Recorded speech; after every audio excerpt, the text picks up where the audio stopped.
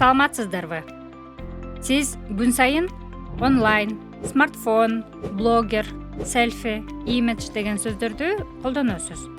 Бирок ал сөздөр кыргыз лексикасына кайсы тилден качан кабыл алынганын ойлонуп көрдүңүз беле? Эмне үчүн жаңы сөздөрдү кабыл алуу керек? Анткени дүйнө жүзүндө илим билимдин өнүгүшү менен коомдук, маданий, технологиялык өзгөрүүлөрдүн таасири эң башкы себеп. Демек, тил коом менен бирге өзгөрөт, байыйт жана жаңы сөздөрдү кабыл алат. Неологизм тилде жаңы пайда болгон сөздөр же мурда колдонулуп келген сөздөрдүн жаңы маанидеги аталышы. Эсиңиздеби, мындан 30-40 жыл мурда компьютер жаңы сөз катары колдонулса, азыр күнүмдүк турмушубуздун бир бөлүгү. Демек, неологизм сөздөр убакыттын өтүшү менен активдүү лексикага айланып калат. Азыркы учурда кыргыз лексикасына жаңы кирген айрым неологизм сөздөр кайсы тилден кирген жана кандай түшүнүк берет, токтолуп көрөлү. Селфи англис тилинен келген сөз, өзүн сүрөткө тартуу дегенди билдирет. Блогер англис тилинен келген, интернетте өзүнүн баракчасы аркылуу жеке ой пикирин, маалыматтарын бөлүшкөн адам. Подкаст англис тилинен кабыл алынган сөз, аудио же видео файлдар түрмөгү дегенди түшүндүрөт. Креатив латын тилинен жаңыча ойлонуу, өзгөчө идея жаратуу дегенди түшүндүрөт. Лайк англис тилинен жактыруу дегенди билдирет.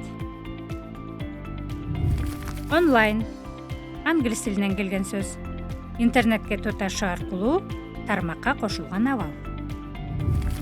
Маркетинг англис тилинен келген сөз, товарларды же кызматтарды сатуу жана жарнамалоо процессин уюштуруу. Тренд англис тилинен келген сөз, учурдагы популярдуу көрүнүш. Инновация латын тилинен кабыл алынган, жаңы ыкма, жаңы технология дегенди түшүндүрөт.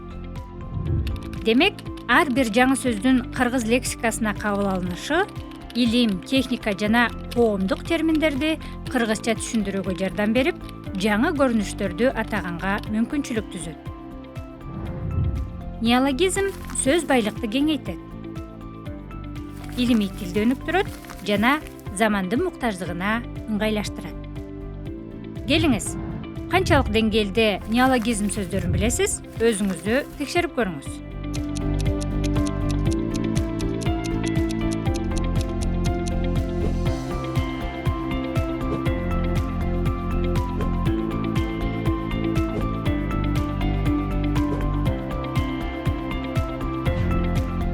Бүгүнкү күндө сиз да, мен да мезгилдин талабына ылайык сүйлөйбүз.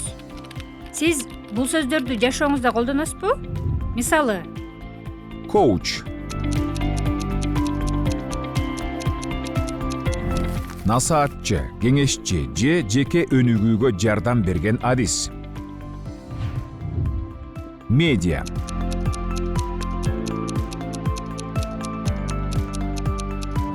маалымат таратуу каражаттарынын жалпы аталышы.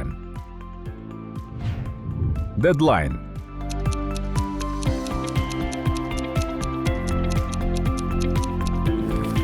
акыркы мөөнөт, белгиленген убакыттын аягы. Санариптештирүү,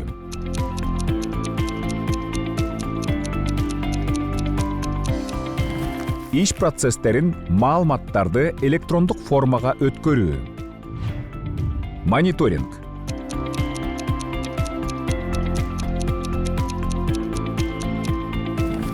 кандайдыр бир ишти үзгүлтүксүз байкоо жана анын жүрүшүн баалоо.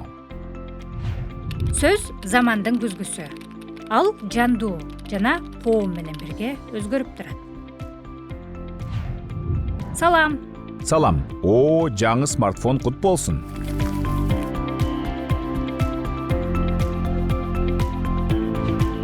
Рахмат. Кайда жөнөдүң?